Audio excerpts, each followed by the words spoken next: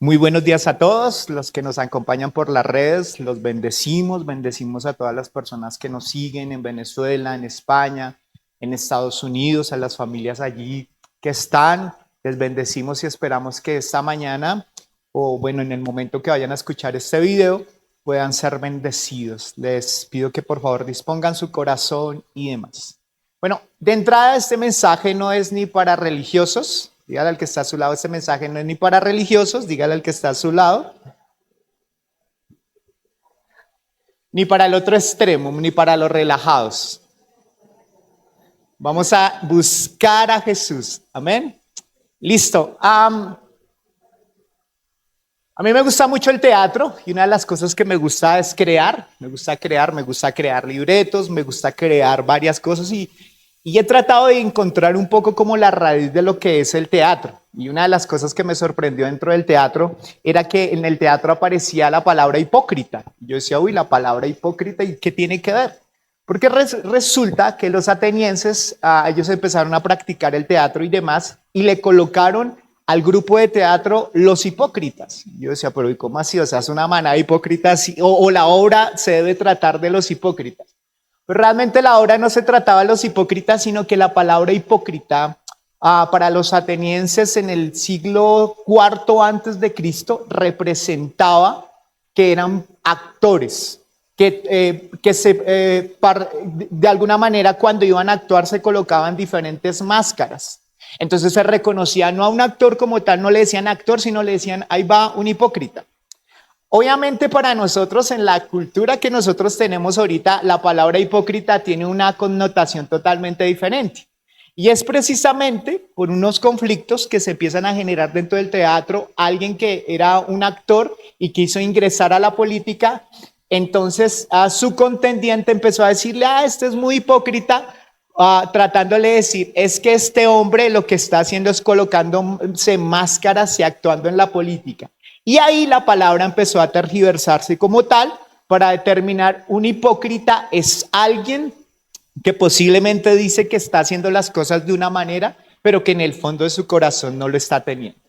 Y yo quiero que antes de iniciar y conectarnos con lo que acabo de decir, quiero hablar un poco sobre el tema pasado, donde nosotros estuvimos predicando y ojalá pueda escuchar el mensaje. El mensaje pasado estuvimos estudiando precisamente Romanos capítulo 1. Y empezamos a ver cómo el Señor utiliza a Pablo y Pablo es llamado para predicar precisamente a los romanos. Y de que hay que predicarle a los romanos porque ese es el llamado. El llamado es predicarle a los gentiles. ¿Quiénes son los gentiles? Son todos aquellos que no son los judíos como tal y que son de alguna manera de otras naciones y demás. Nosotros venimos a ser gentiles. El llamado de Pablo fue ir a predicar a los gentiles. Y se dice que una de las cartas que más tiene teología es precisamente la carta de los romanos. ¿Por qué la carta de los romanos? Porque la carta donde Pablo no ha visitado Roma. Él lo que hace es enviar la carta porque quiere fortalecerlos y demás a ellos para que ellos no se vayan a perder en la doctrina, sino que por el contrario puedan estar allí fundamentados. Pablo cuando escribe esta carta se dice que más o menos ya llevaba como 25 años en el ministerio y se dice que fue después de su tercer viaje donde él escribe la carta. Y esta carta él la envía a los de Roma precisamente para buscar estructurarlos, fortalecerlos y demás. Y ahí hablamos de que en Roma no fue precisamente como algunos nos hace pensar que Pedro fue el que colocó allí la piedra y que allí se generó la iglesia y demás, no. Estudiamos como en el libro de los Hechos habla precisamente de los que estuvieron en el Pentecostés, muchos de los que estaban de Roma como tal o los romanos como tal, habían personas de Roma y que precisamente fueron y los que establecieron la iglesia de Roma. Entonces hablamos de allí cosas muy interesantes. Lo primero es que vemos que Pablo está escribiéndole a una iglesia mixta porque tiene judíos y porque tiene gentiles.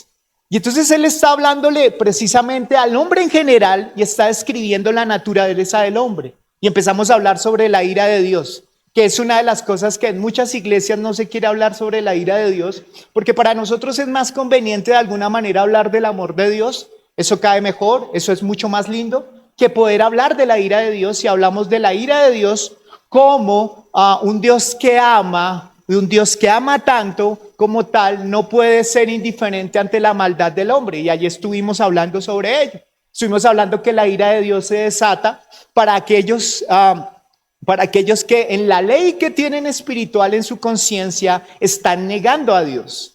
Y hablamos de esa negación del hombre a sus principios, a lo que él revela. Y dice que el Señor está airado precisamente con ese hombre que, sabiendo que hay un Dios, lo está negando completamente. Y entonces hablamos de cómo Dios está manifestando que Él existe como tal. Lo está manifestando de dos maneras. Lo está manifestando a través de lo creado y a través de la conciencia del hombre. Y estudiamos que en Eclesiastés capítulo 3 habla de que el hombre tiene un afán por la eternidad. Y por eso usted va a ver diferentes tipos de religiones y demás en el mundo, que todos ellos están tratando de buscar a ese Dios. Lo vimos también a través del libro de los Hechos y aún en Romanos, como él empieza a describir que el hombre, Dios le ha puesto una conciencia, y en esa conciencia él sabe que hay un Dios, pero que el ateo se está queriendo resistir y toma argumentos como tal del mundo, o argumentos aún de fallas de las iglesias y todo ese tipo de cosas, aún la historia que a veces dentro de la religión no ha sido tan buena, para argumentar su corazón y decir: aquí no hay Dios, yo no tengo que darle cuentas a nadie, a ningún Dios y demás. Y allí empezamos a ver cómo el corazón del hombre se empieza a dañar. Y empezamos a ver que a través de esa corrupción empezamos a ver la ira de Dios, y la ira de Dios, la más grande o la más manifiesta o la más dura como tal, es cuando el Señor dice: la ira de Dios es cuando deja al hombre. Y dice allí en Romanos que Él deja al hombre, y al dejar al hombre se está refiriendo a que Él dice: ¿usted quiere seguir pecando? ¿Usted quiere seguir haciendo las cosas mal y demás? Pues yo lo dejo. Y esa es la ira más tenaz de parte de Dios, dejarnos que hagamos nosotros lo que querramos y demás, y no tengamos un sentido de conciencia y que la estamos embarrando y demás. Y entonces la palabra en Romanos está diciendo que el pecado aumentó. ¿Por qué? Porque el Señor los ha dejado, y lo que el hombre ha hecho a través del tiempo es que Él no inventa nada, porque todo Dios se lo ha dado, pero lo que sí ha inventado es que ha escalado en los niveles de pecaminosidad. Y entonces empieza a hablar de cómo el hombre está separado de Dios, de cómo el hombre de cómo el hombre necesita un Salvador.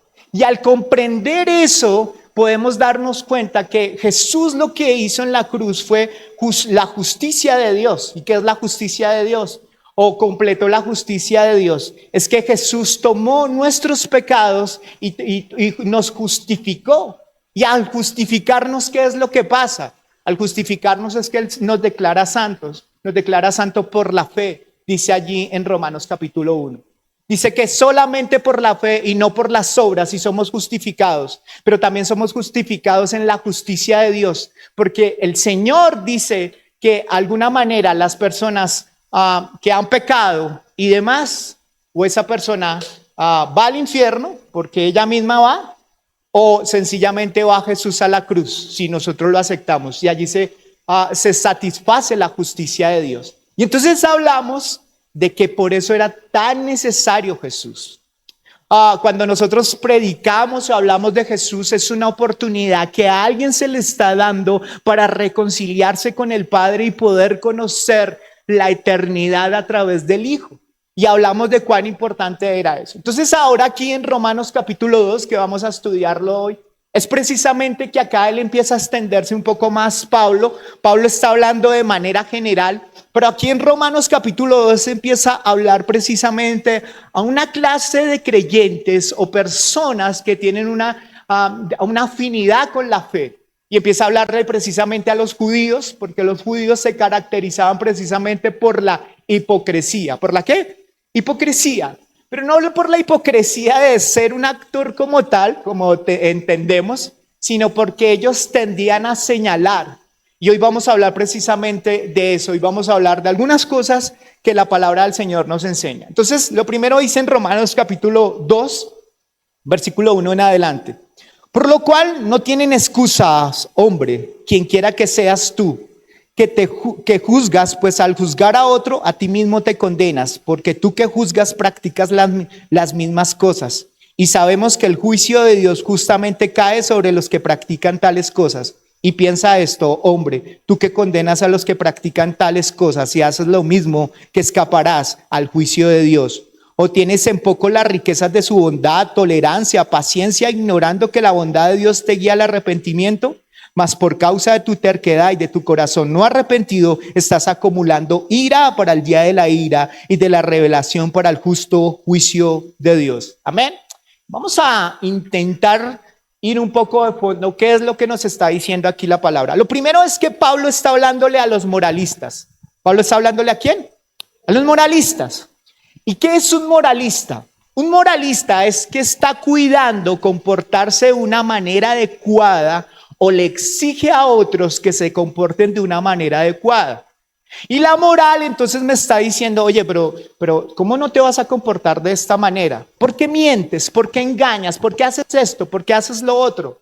Y la moral precisamente está hablando de alguien que se comporta de una manera muy rectangular o muy cuadriculada como tal y busca su comportamiento, que su comportamiento de alguna manera sea una imitación para otros. En esta carta lo que le está hablando es a los judíos también, porque los judíos pensaban que porque ellos eran descendientes de Abraham, ellos eran un pueblo escogido que no los podían tocar. ¿Por qué? No, porque nosotros somos de la descendencia de Abraham.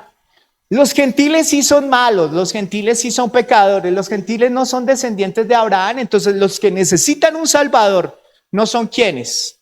No somos nosotros los judíos, ellos decían, los que necesitan un salvador es ¿quién? Los gentiles, porque ellos se enorgullecían de eso. Pero Pablo les empieza a decir, no se enorgullezcan, no se crean de mejor familia. No crean que ustedes por su comportamiento como tal están ganando el cielo, y él empieza a tratar de quebrarles algo en la cabeza. Y es que ellos pensaban que a través de las obras podrían llegar a ser aceptados por Dios, justificados por Dios. Y entonces al pensar de esa manera y que iban a ser justificados como tal, entonces ellos se relajaban. Y Pablo les está diciendo, está haciendo una continuación del capítulo 1 donde está diciendo, la ira de Dios viene, pero también viene por aquellos que son moralistas y que son hipócritas. Por aquellos que se creen más autosuficientes que otros, por aquellos que dicen y señalan el pecado del otro cuando en su propia vida tienen pecado, tienen una serie de errores, una serie de cosas que están mal dentro de su corazón, y empieza a señalar a los demás todo el tiempo el pecado, le juzga como tal, y aun cuando su propia vida es de doble moral. Entonces el moralista de alguna manera trata de salirse con la suya. Ahora uno podrá decir, bueno, pastor, menos mal yo no soy judío, menos mal que yo no soy de esos moralistas. Pero déjenme ir tratando como de a poquito un poco más. Generalmente nosotros somos moralistas cuando nosotros juzgamos a los demás como tal. Generalmente uno juzga a los demás cuando hay alguien que le cae mal. Generalmente a usted no le cae mal, pero hay 2 o 3 que a usted le caen mal. No sé si es su suegro o su suegra, posiblemente puede ser, las estadísticas hablan que por ahí va la cosa. No, mentiras, pero habla de alguna manera de que algunos sí tienen ciertos comportamientos como tal. El moralista de alguna manera conoce muy bien su pecado y por eso puede identificar el pecado de otro. Por ejemplo, hay personas que se han acercado a mi vida, por ejemplo, y me dicen, ¿sabes una cosa? Es que esa persona que llegó a la iglesia me pareció muy orgullosa. Y lo primero que yo le digo, ¿no será el que usted es el orgulloso? ¿Pero por qué, pastor? Porque generalmente el pecado que uno conoce muy bien es el pecado que uno señala al otro. ¿Me hago entender? Entonces generalmente uno tiende a mirar su propio pecado y no lo entiende porque lo proyecta en otro. Entonces generalmente somos muy dados a señalar en otras personas cosas que nosotros tenemos, que nosotros practicamos. Y eso es exactamente lo que hace. Séneca, se conoce a Séneca como un hombre muy inteligente, que pues los filósofos y demás lo admiraban, porque era un hombre que tenía un currículo de vida y pensaba de una manera completamente transparente y demás. Pero él, en el momento donde vienen a hablarle de Herodes, él determina que él está de acuerdo que Herodes mate a su mamá, o sea, la mamá de Herodes.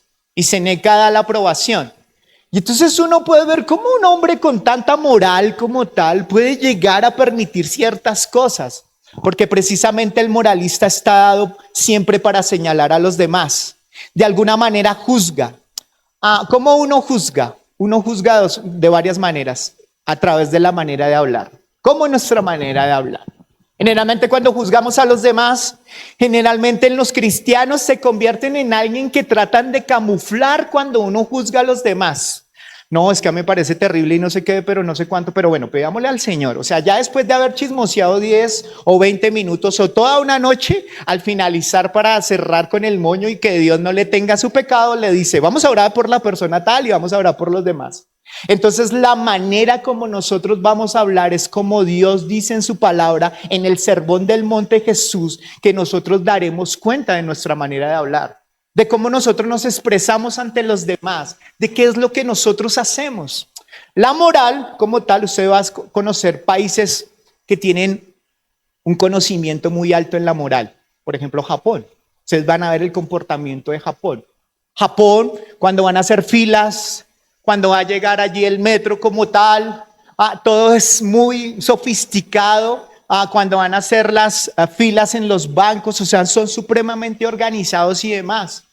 Pero la tasa de suicidios de Japón es muy alta. Se dice que cada 50 segundos se está suicidando un japonés. O sea, imagínense, tienen altos grados de suicidio. Y uno podría pensar entonces, ¿qué pasa? Miren lo siguiente. Ha habido un gran error dentro del cristianismo. ¿Cuál ha sido el error? El error es que han separado a Jesús del moralismo o de los principios morales. ¿Qué ha pasado con eso? Ustedes van a ver que Estados Unidos como tal fue fundamentado como un país, que ese país como tal fue muy próspero. Y se hablaba de Jesús, se hablaba de no mentir, se hablaba de hacer las cosas de la manera correcta, adecuada, sin estafar y demás. Y esos principios hicieron que Estados Unidos se convirtiera en toda una potencia. Pero con el tiempo empezaron a sacar a Jesús de la moral. Y entonces ellos empezaron a decir, sí, muy bien, muy lindo y demás, pero lo que nosotros necesitamos es sacar a Jesús y empezamos a hablar de moral. Compórtese bien, no robe, no mate, los principios morales cuando el Señor estableció los 10 mandamientos. Entonces las personas empezaron a hablar de Jesús, ya no hablaban de la autoridad de Jesús, sino empezaron a hablar de la moral. Y entonces empezaron a sacarlo de los colegios, de las universidades, empezaron a sacarlo de la política y demás. Y por eso lo vimos en la vez pasada, como el Señor está irado contra aquel que está endureciendo su corazón para sacar a Dios. Entonces se ha cometido un gran error. Y las personas tomaron la moral para establecerse como sociedad, pero luego empezaron a establecer la autoridad máxima, no es Jesús, sino su propio yo. Y al establecer su propio yo, entonces lo que están haciendo en estos momentos como tal es que ahora todas las leyes y la moral se adecúan a lo que diga el hombre. Y eso fue un gran error. Pero el otro gran error que veo en estos momentos es que se está hablando y nos estamos yendo para el otro lado. Listo, entonces la sociedad necesita que hablemos de Jesús, sí. Pero cuando están hablando de Jesús, entonces están hablando de un Jesús que a veces parece más un hippie, que permite absolutamente todo y que hablamos precisamente del amor de Jesús y del amor de Jesús. Y entonces empezamos no a hablar de pecado, de arrepentimiento. Si usted quiere conocer a Jesús, donde Él puede mostrarse completamente y da un discurso supremamente grande, está desde Mateo capítulo 5, 6, 7, cuando está hablando del Sermón del Monte. Y cuando uno empieza a hablarlo, uno empieza a ver que Jesús exige. ¿Jesús qué? Exige. Cosas como ¿qué exige? Jesús empieza a decir, mira, si tú tienes algo contra tu hermano, ve y arréglalo. ¿Eso dijo Jesús? Sí. Sí, y si tú sabes, es que es más tenaz porque está diciendo, posiblemente no es que tú la hayas embarrado, pero si tú sabes que a alguien le caes mal, ve y habla con él. ¿Eso dice Jesús? Sí, no puedo creerlo. Jesús hablaba y decía, ve y no peques más. Jesús está hablando de pecado y de arrepentimiento. No lo puedo creer, ese no es el Jesús que me pintaron. Entonces Jesús llega y dice, si ya miraste a una persona con tus ojos y ya la codiciaste, pecaste en tu corazón, al verla la has codiciado y has adulterado con ella. ¿Jesús dice eso? Sí. Y entonces estamos separando a Jesús como un Jesús que no tiene que ver nada con el pecado, que Jesús no exige. Por ejemplo, en Juan 15, cuando Jesús habla de él mismo y se da un ejemplo, él llega y dice, yo soy la vid, ustedes son los pámpanos. El Padre quiere que ustedes estén conectados conmigo, que soy la vid, para que puedan dar fruto. Y les está diciendo permanezcan. ¿Qué les está diciendo? Permanezcan. ¿Permanezcan en quién? En Jesús, para dar fruto. Y algunos han tomado el fruto y ha habido muchas especulaciones, pero cuando habla del fruto, se está refiriendo al fruto del Espíritu, de parecerse a Jesús, para que a través de Jesús pueda ser mostrado el Padre. Amén. Entonces el concepto como tal, denme un segundo que estoy que... Entonces se nos ha olvidado que Jesús es un Jesús de compromisos, que exige compromisos, que exige santidad, que viene sobre nuestra vida. Pero el moralista como tal, hay dos clases de moralista: el que dice sabérselas todas y cree que ya tienes ganado el cielo, o el que tiene su propia interpretación de Jesús y cree que ha ganado el cielo. Y el Señor les está diciendo a ellos, no es así. Ustedes están confiados en que ustedes tienen, y para mí, para predicar esto, yo podría estar siendo como aquel que está juzgándolo a ustedes y queriéndose creer más que ustedes, cuando yo también soy un pecador que comete errores. Y esta prédica podría traer juicios sobre mi vida, porque la idea no es juzgarles a ustedes, sino ventilar la palabra y podernos preguntar, ¿realmente yo soy cristiano? ¿Realmente yo sí conozco al Jesús de la Biblia? Generalmente es el Jesús.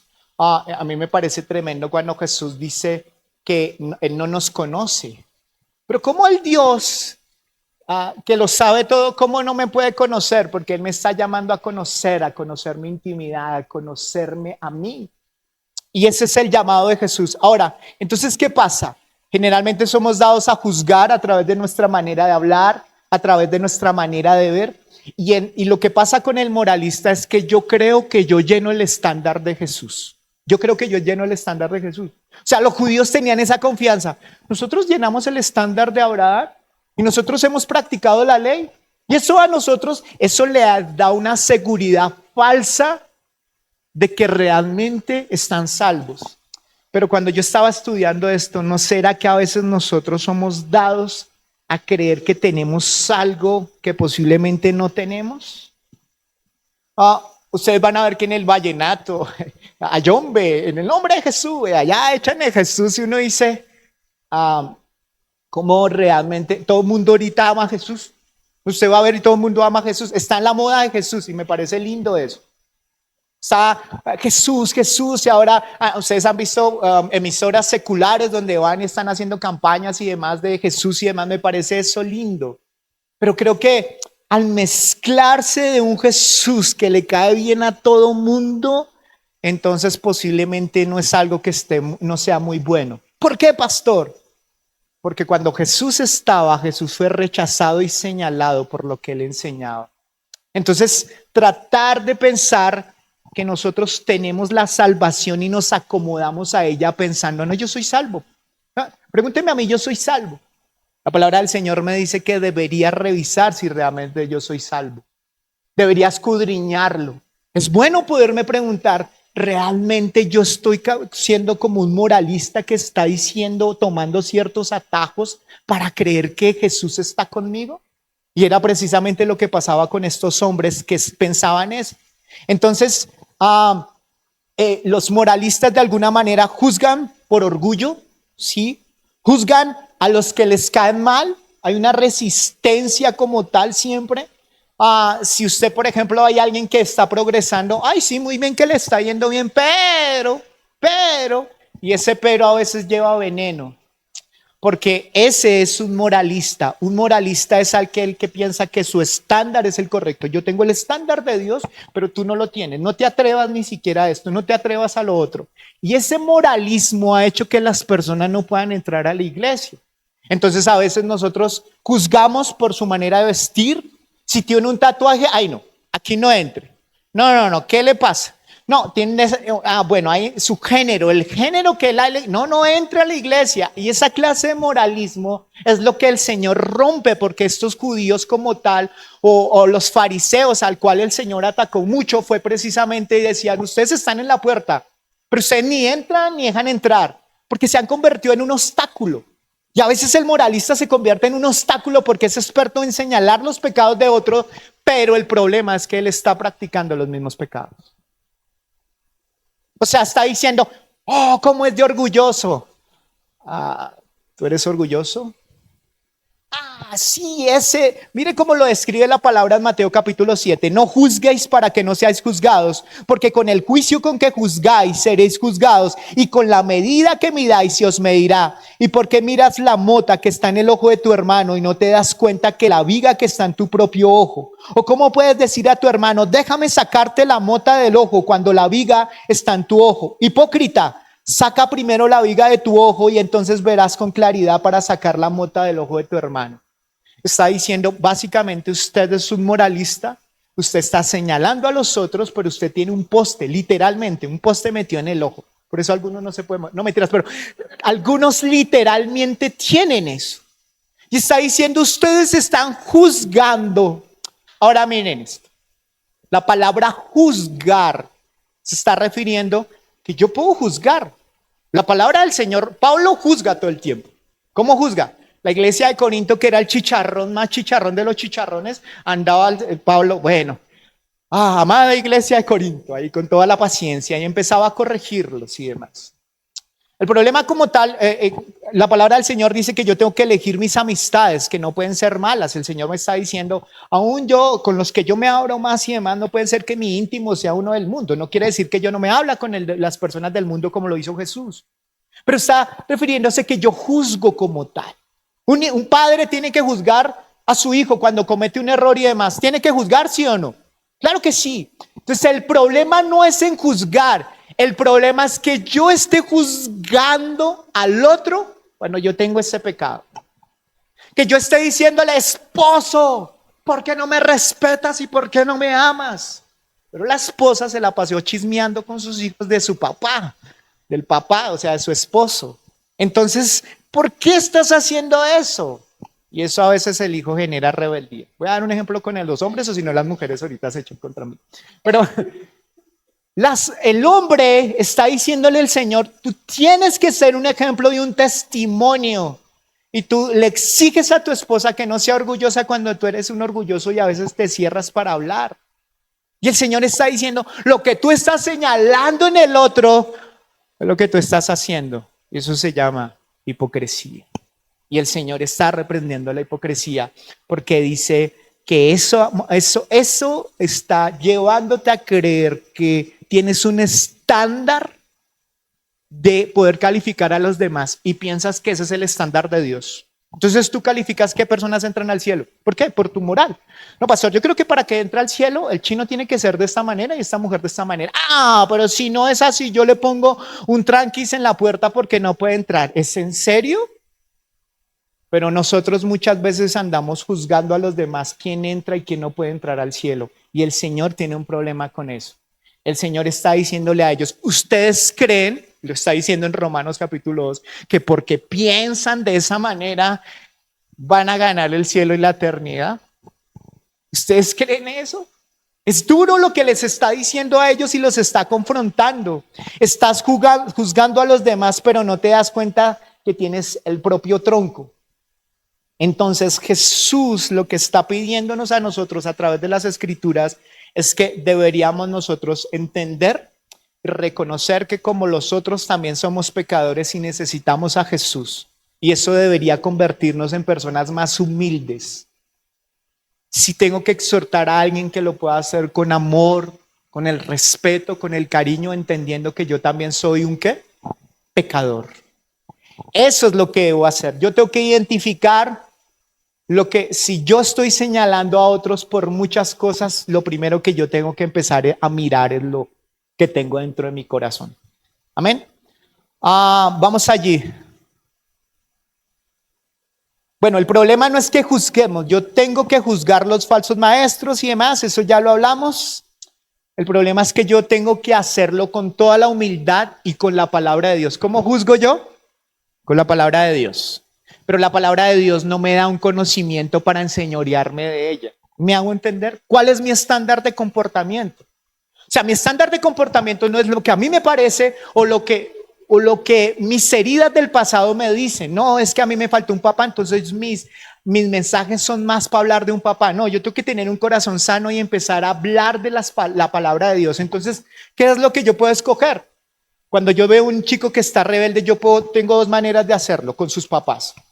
Escojo y entonces le echo la madre, lo manipulo, no sé qué, o lo hago a través de la palabra del Señor. Efesios, ¿qué dice frente a eso? ¿Sabes una cosa? Ven, hijo, necesito sentarme contigo.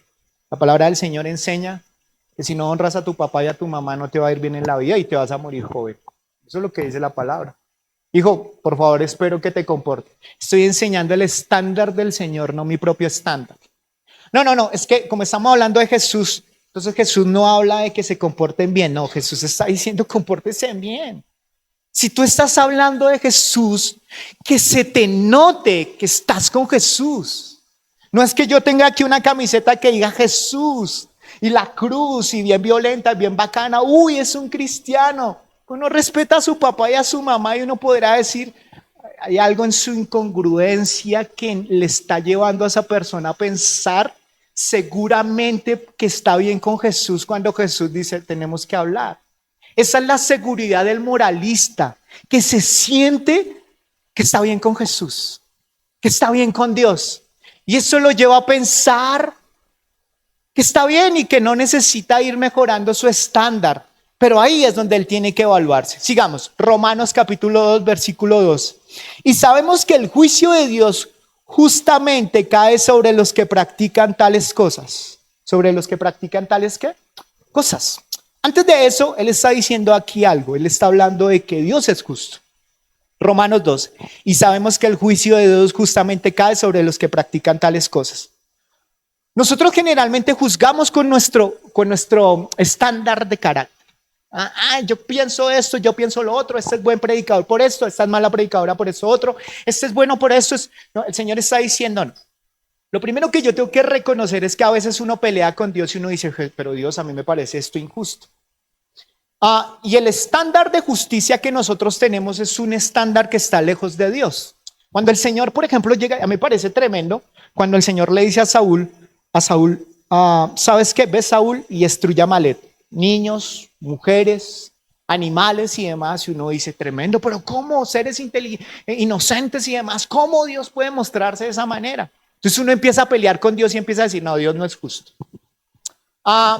Primero hay varias interpretaciones para lo que acabo de decir, pero la justicia de Dios para cambiar ese estándar y estar dejando peleando con Dios, mi estándar de justicia debería ser lo que Dios dice, lo que Él piensa. Porque Dios, aquí en Romanos capítulo 2, subtitulamos el tema precisamente de la prédica de Dios, el justo juicio de Dios, porque Dios es justo. Y aquí va a empezar a hablar de qué va a hacer con las personas que conocen de Dios, qué va a pasar con las personas que están negando a Dios, y ya lo vamos a ver en unos instantes. Pero lo primero que él me está tratando de decir, Pablo, es que Dios es justo y que si estas personas van a ir a condenación, no es porque Dios sea injusto, sino porque Dios es justo. Eso es lo que dice allí su palabra. Entonces aquí lo que está diciendo como tal el Señor es que yo debo entender que la definición de justicia no puede pasar por mi estándar, sino por el estándar de Dios, y eso va a causar que sea más fácil. En la practicidad es lo siguiente. Dios, no hay una hoja que se mueva sin que sea la voluntad de Dios. Amén. Tú puedes pelear con que, Señor, ¿por qué te llevaste a mi mamá? Yo tuve esa pelea con Dios. ¿Por qué? Porque era muy joven y demás y porque la necesitábamos.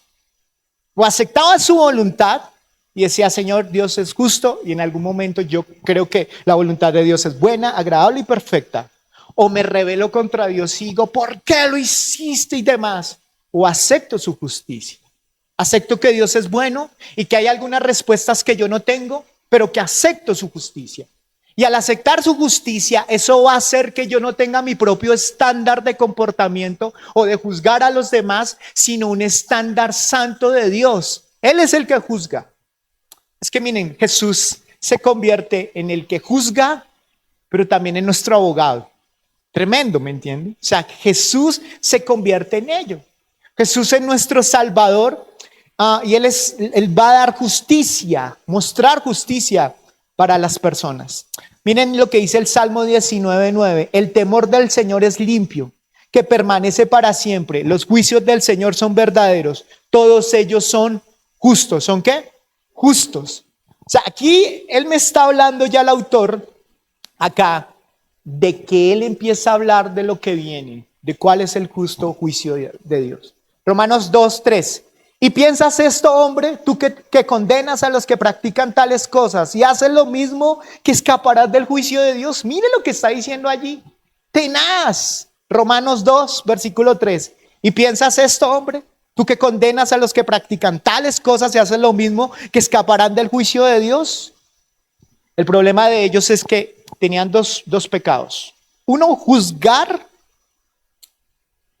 a los demás, traen un juicio como tal, una sentencia que Dios no les ha pedido y están practicando lo que juzgan. Entonces ahí estamos hablando de la palabra hipócrita.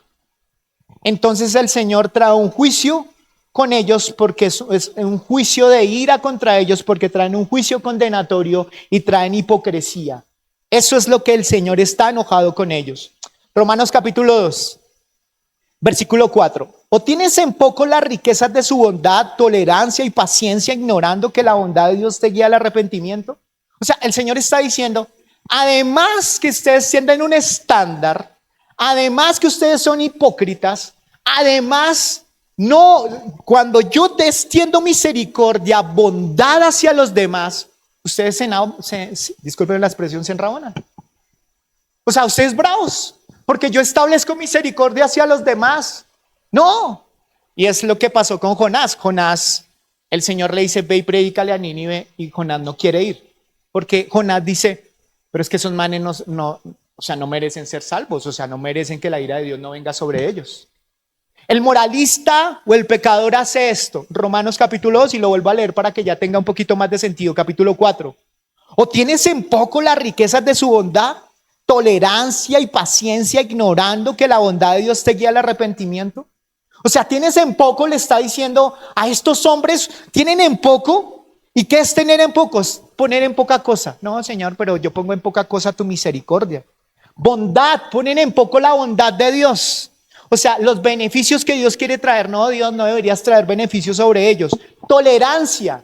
¿Y cuál es la tolerancia? Está poniendo en tela de juicio, pero ¿por qué eres tolerante con ellos? ¿Y qué se está refiriendo a la tolerancia? La tolerancia es restringir, aguantar su justicia. O sea, el Señor está diciendo, yo soy tolerante y estoy esperando que se arrepientan. Estoy esperando que tú tomes otro camino. Estoy esperando que cambies tu manera de pensar. ¿Por qué? Porque el propósito de todo esto es guiar a estas personas al arrepentimiento. ¿Guiarlos a qué? Al arrepentimiento. O sea, ellos estaban juzgando a los demás, y el Señor dice, pero ¿tienes en poco la bondad que yo tengo con ellos? ¿La misericordia que yo tengo con ellos? Porque endureces tu corazón. ¿Por qué los endureces? Y por endurecer tu corazón tengo un problema contigo, y estás endureciendo tu corazón y estás poniendo en poco mi misericordia. Estás poniendo en poco la misericordia que yo tengo para ti. Y entonces, ¿por qué Dios está permitiendo eso? Porque el propósito de Dios es guiarlos para el arrepentimiento. ¿Recuerdan lo que estudiamos de Noé? Noé en 120 años construyendo un arca, predicándole, dicen en el Nuevo Testamento, para que se arrepientan. El Señor espera y espera y espera, acumula, tiene una ira allí acumulada, y de repente Él desata su ira. ¿Por qué? Porque su manera de pensar no ha cambiado, del Antiguo al Nuevo Testamento no ha cambiado, sigue siendo el mismo. Entonces el propósito como tal es guiarlos al arrepentimiento. Eso es, Él quiere metanoia. ¿Qué es metanoia? Meta es cambio, noia, porra, mentira, mente. De ahí sale la moya. Metanoia, lo que el Señor está queriendo es un arrepentimiento, y te dice, yo estoy permitiendo, miren esto, estoy permitiendo aún el pecado de la humanidad porque estoy esperando que se arrepientan. Y el arrepentimiento es metanoia. Y cuando uno ve a Juan el Bautista está diciendo, arrepiéntanse porque el reino de los cielos ha llegado, y uno dice, sí, pero Jesús no habla del arrepentimiento. Jesús habla del arrepentimiento. ¿Saben quién habla muchísimo del infierno? Jesús. Y a veces lo desconectamos como tal, pero el propósito como tal es el arrepentimiento. La paciencia de Dios nos lleva al arrepentimiento, a un cambio de mente. Si quieres ser paciente, necesitas amar como Dios lo hace. Miren, cuando usted ama, usted ha visto que hay personas que dicen, uy, ¿esa cómo le va bien con los niños? Y a uno, más de uno acá es irritable con un niño, a veces no quieren tener niños, ¿recuerdan? Sí, ¿saben de lo que les estoy hablando? Pero uno puede decir, ese es porque ama a los niños y los tolera y demás, porque los ama. Entonces, lo que está mostrando aquí Dios, el Padre, es que está diciendo, porque los amo, estoy esperando que se arrepientan. Porque los amo, estoy esperando que cambien su manera de pensar. Y su amor se ha extendido mucho. ¿Por qué? Porque en Génesis, por ejemplo, cuando tú cometías un error, automáticamente, ¿qué pasó del error? Salieron. Y entonces uno dice, Señor, había allí se conoce como un pacto de obras. Ustedes hacen la obra como tal y no hay ninguna repercusión. Pero luego llega y dice que viene en el pacto de la ley o la ley de Moisés, dice que habían 35, 36 leyes morales que costaban la vida. Luego muchas otras más.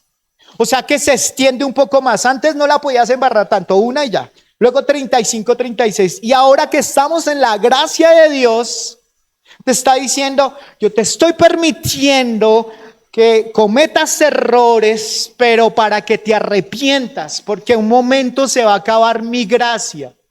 Ese es el amor de Dios. Amén.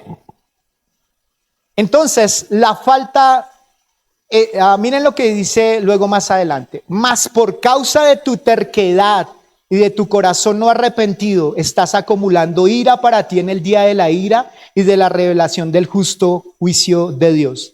¿Qué es terquedad? Terquedad viene de la palabra escleroterosis, endurecimiento de las arterias. De esa misma manera está hablando de la dureza del corazón. De allí viene esa palabra, un endurecimiento del corazón. Pero está diciendo que estás acumulando ira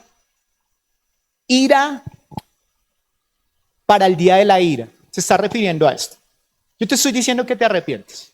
¿Estás fornicando? ¿Estás robando allí en el trabajo donde estás? El Señor dice, ¿sabes una cosa?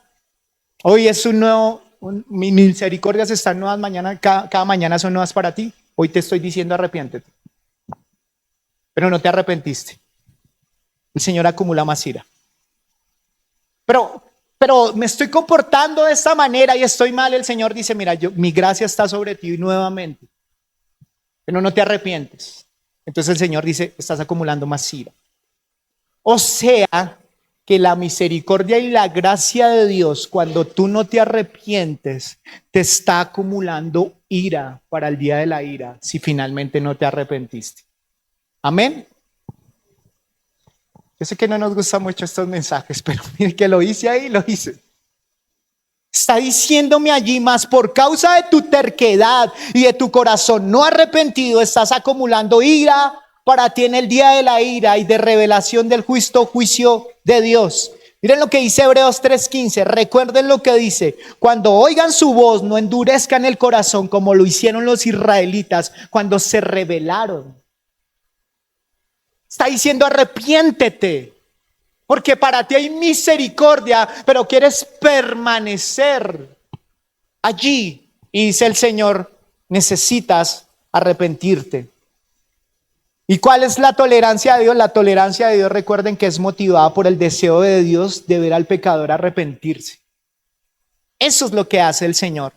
Él quiere que nos arrepintamos. Usted no ha escuchado a personas como ateas que a veces se acercan y dicen, bueno, pero si Dios existe y demás, ¿por qué la maldad en los hombres? ¿No debería el Señor destruir toda la maldad? Es que si destruimos la maldad, te tengo que destruir a ti.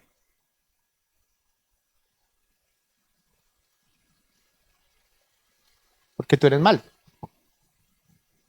Y te estoy extendiendo mi misericordia para que te arrepientas. Estoy extendiendo mi gracia para que te arrepientas. Eso es lo que está diciendo allí su palabra. Miren lo que dice Romanos 2:6. Y entonces aquí empieza a hablar que viene un juicio. ¿Viene un qué? Juicio. Generalmente este pasaje se confunde porque aquí lo que va a venir es un juicio por las obras. ¿Un juicio por qué? Por las obras. No está diciendo que mi salvación depende de las obras. Mi salvación depende de creer en Jesús como mi Señor y mi Salvador. Amén. Pero aquí lo que me está diciendo es que viene un juicio final. ¿Y cuál es ese juicio final? Romanos capítulo 2, versículo 6. El cual pagará a cada uno conforme a sus obras. ¿Conforme a sus qué? Obras. A los que por la perseverancia en hacer el bien buscan gloria, honor e inmortalidad, vida eterna. Está diciendo allí que Él pagará a cada uno conforme a sus obras. A los que por la perseverancia en hacer el bien, en buscar la gloria, honor e inmortalidad, alcanzarán allí esa vida eterna que el Señor tiene para con ellos. Es lo que el Señor está diciendo allí. Pablo les está diciendo allí. Entonces va a haber un juicio. Dígale al que está a su lado, va a haber un juicio. ¿Y cuál es ese juicio? Ese juicio está determinado en 2 Corintios 5:10 y se lo quiero leer. Porque todos nosotros debemos comparecer ante el tribunal de Cristo para que cada uno sea recompensado por sus hechos, estando en el cuerpo de acuerdo con lo que hizo, sea bueno o sea malo. Vuelvo a leérselo. Porque todos nosotros debemos comparecer ante el tribunal de Cristo para que cada uno sea recompensado por sus hechos, estando en el cuerpo de acuerdo con lo que hizo, sea bueno o sea malo. Entonces, generalmente, Romanos capítulo 2, versículo 6. ¿Sí? Me estás preguntando allá. Y 2 Corintios 5:10, que me están preguntando dónde está eso. Entonces, miren esto. Generalmente uno piensa que porque la gracia de Dios está sobre mi vida, me salvé. Yo no tengo que dar cuentas porque estoy bajo la gracia de Dios. Y menos mal, porque si se dieran cuenta de que ha usado de la gracia, el Señor está diciendo, no te vas a escapar de eso. ¿Por qué? Porque la palabra aquí me está diciendo que Él va a juzgar cómo he mirado a las otras personas, cómo los he hablado, cuando dice que por nuestras palabras seremos juzgados y que todo lo que nosotros hemos hecho será expuesto ante el gran tribunal de Cristo. O sea, está diciendo que vamos a ser expuestos, va a ser mostrado. ¿Qué es lo que se va a mirar allí? ¿Se van a hablar de mis obras? ¿Vamos a dar cuenta de mis palabras, de los pensamientos y de esto, de las intenciones del corazón? O sea, imagínense en eso. O sea, vamos a ser expuestos y vas a decir, pero tú llevabas bien a esa persona, pero era porque le querías dar en la cabeza con el negocio. Pues eso va a salir. Las intenciones del corazón van a salir allí. Las intenciones de mi corazón por cosas que digan o cosas que nunca, que dije que debería haber hecho, pero que nunca hice. O sea, me está diciendo que yo daré cuentas. Rendiré cuentas. Entonces uno empieza a darse cuenta que las obras son importantes para un cristiano. ¿Por qué? Martín Lutero tuvo un choque con Santiago. Tuvo una pelea ahí con Santiago. Y con Hebreos tuvo una pelea allí. Bueno, más con Santiago. Pero no fue un bonche, sino fue doctrina. Él dice, pero ¿cómo las obras sirven para salvar? No, las obras no sirven para salvar. Porque se está hablando en el libro de que es importante las obras, porque las obras manifiestan que hemos creído en el Señor. Amén. Pero no sirven para salvación. Entonces generalmente pensamos que yo conozco a Cristo, pero no tiene que haber ningún cambio. Yo puedo reconocer que yo soy cristiano por las obras, porque las obras manifiestan lo que yo digo creer. ¿Me hago entender? O sea, yo no puedo decir, yo sigo a Cristo, pero yo sigo siendo alguien supremamente pecador y sigo lo mismo y ya he pasado años y sigo en la misma y demás. Posiblemente no has permitido que Jesús se convierta en tu Salvador, pero también en tu Señor.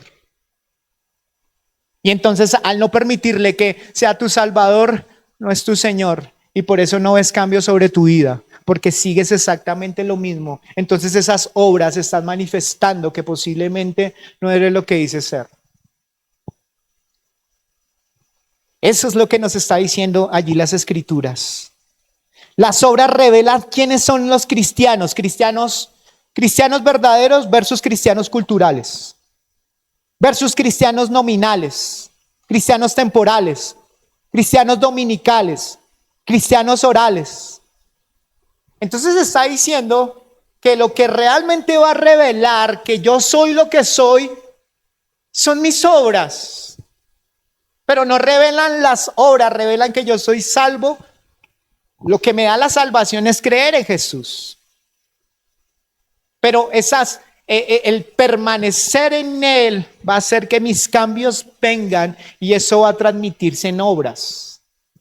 Amén. Porque todos nosotros debemos comparecer ante el tribunal de Cristo para que cada uno sea recompensado por sus hechos, estando en el cuerpo de acuerdo con lo que hizo, sea bueno o sea malo. O sea, vamos a ser ¿qué? Recompensados. Cuando nosotros hablamos de que el bema como tal es cuando estaban en los coliseos, competían entre ellos y allí colocaban las medallas como tal. Y las medallas de alguna manera era la recompensa por haber ganado la carrera. El bema se está refiriendo que en ese tribunal vamos a ser recompensados por todo lo que hemos hecho por Dios y para Él. Esa recompensa proviene de Dios. O sea que allí vamos, claro, por lo bueno, por lo malo, por lo que hemos hecho, por las intenciones de nuestro corazón, pero también va a ser expuesto las cosas buenas y también allí va a ser un lugar donde vamos a recibir recompensa. Eso es lo que dice su palabra. Dios recompensará a cada quien según sus obras. Dios recompensará imparcialmente a cada quien. Las obras, la base del juicio, no de la salvación. Miren lo que dice Mateo 16:27. Porque el Hijo del Hombre ha de venir en gloria, en la gloria de su Padre con sus ángeles, y entonces recompensará a cada uno según su conducta. Eso dice allí las Escrituras. Entonces aquí Romanos 2:7, y voy avanzando que ha pasado el tiempo. Romanos 2:7, a los que por la perseverancia en hacer el bien buscan gloria, honor, inmortalidad y vida eterna. Aquí empieza a describir a los verdaderos creyentes. ¿Cuáles son los verdaderos creyentes? Versículo 7, a los que por la perseverancia en hacer el bien, en buscar la gloria, honor, inmortalidad y vida eterna en Cristo Jesús. Esos son los que el Señor va a recompensar. Romanos capítulo 2, versículo 8. Pero los que son ambiciosos, aquí empiezan los que son impíos, los que no han aceptado al Señor. Romanos 2, 8. Pero a los que son ambiciosos y no obedecen la verdad, sino que obedecen a la injusticia, ira e indignación. Habrá tribulación y angustia para toda alma humana que hace lo malo, el judío primeramente y también el griego. Aquí me está diciendo algo. Que la característica del impío es que va a ser un ambicioso, pero no por buscar la voluntad de Dios, sino por buscar las riquezas de este mundo. Porque este está más interesado en buscar no la gloria y darle la gloria a Dios, sino está buscando precisamente una ambición que es personal. Dice también, y no obedece la verdad, desobediente, dice allí.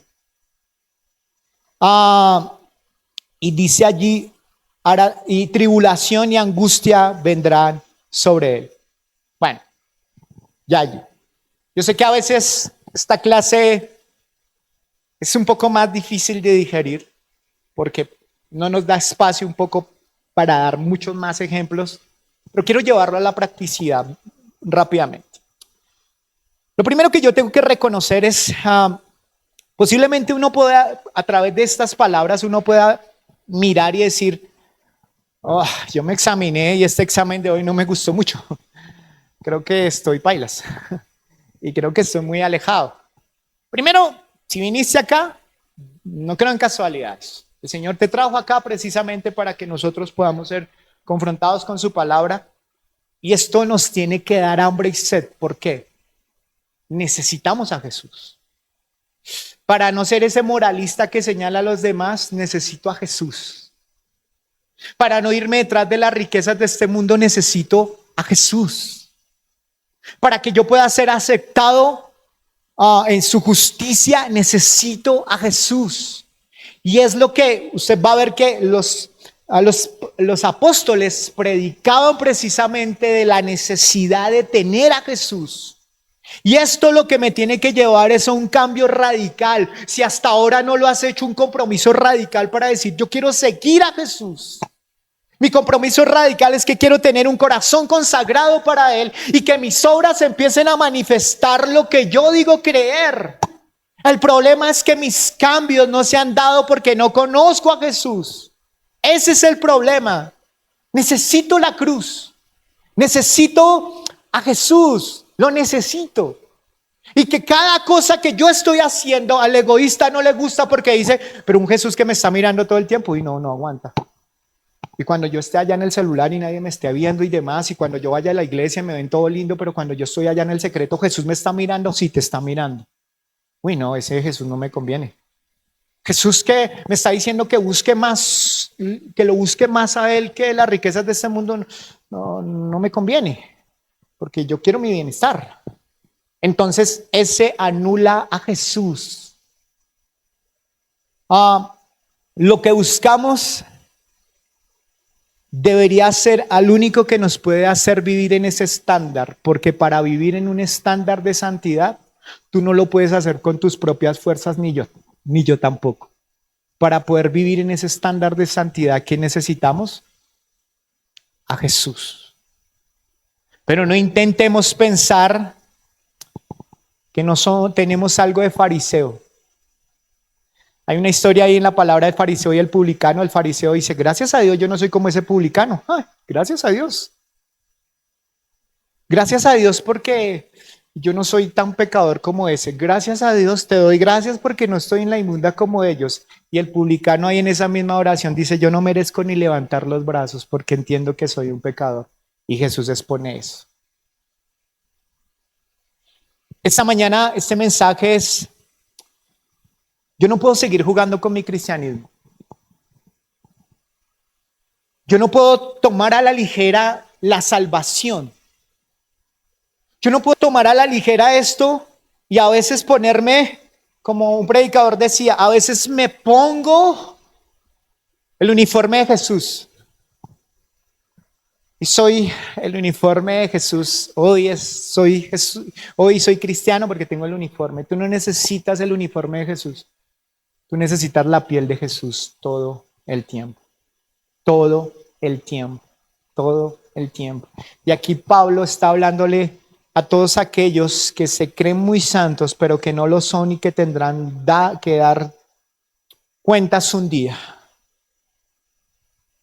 Y el que está invitando a que no acumulemos más ira para el día de la ira. Entonces algunos dicen, uy, entonces esas oportunidades que Dios me está dando, pues esto nos debería llevar a arrepentirnos directamente, a metanoia, cambio de mente. Amén. Quiero que se ponga en pie y vamos a orar. Espero que en esta mañana hayas podido recibir de este mensaje y que este mensaje pueda hacer algo en tu corazón entendiendo esto. No se los habla de alguien perfecto. Moralmente no soy más que ustedes ni nada por el estilo. Yo soy un mensajero. Pero lo que está buscando este mensaje es que precisamente busques tener un arrepentimiento. Dios les guarde, Dios los bendiga. Bendiciones a todos. Amén.